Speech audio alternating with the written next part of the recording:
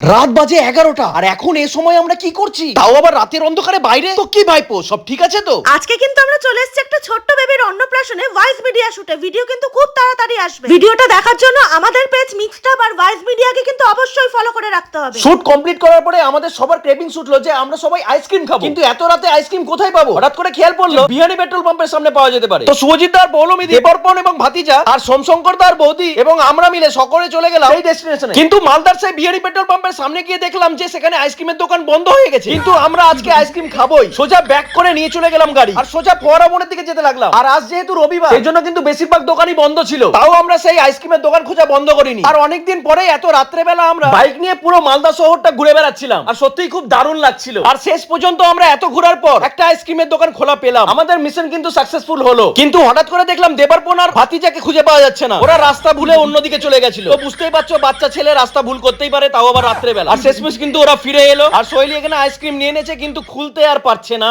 অনেক চেষ্টা করলো কিন্তু তাও পারছে না। সবার দ্বারা সব কাজ হয় না, ঠিক আছে মেনে নিলাম, কিন্তু আমি কি করতে আছি, এক ঝটকায় আইসক্রিমের কোটোটা খুলে দিলাম। আর খুললামই যখন, তখন তো ট্রাই করে দেখতেই হবে। আমি আইসক্রিম খাবো না বলেছিলাম, এটা সোহেলিরই আইসক্রিম ছিল। তারপর আমি সোহেলিকে বললাম এসবের আবার কি দরকার, বলে আমি খেয়ে নিলাম। তারপরে মনে পড়লো হঠাৎ করে আমার ঠান্ডা লাগার প্রবলেম আছে, ঠান্ডা লেগে যেতে পারে। আর এখানে কিন্তু দেবর্পণ কোন নিয়ে নিয়েছিল, আর ওপরের যে কোণের খাপটা সেটাও কিন্তু ছাড়েনি। তোমরা কে কে এই জিনিসটা করে থাকো অবশ্যই কমেন্ট করে জানিও। আর এখানে সোমশঙ্কর দার ছেলে কিন্তু সিংহের মুখোশ পরে সকলকে ভয় দেখাচ্ছিল আর সকলে কিন্তু প্রচন্ড পরিমাণে ভয় পেয়ে গিয়ে বাড়ি যাওয়ার সিদ্ধান্ত নিয়ে নিল। তো আমরাও ভয় পেয়ে গেছিলাম, তাই আমাদেরকেও বাড়ি যেতে হবে। চলো আজকের ভিডিওটা এই পর্যন্তই, দেখা হচ্ছে অন্য কোনো ভিডিওর সাথে, ততক্ষণের জন্য বাই বাই।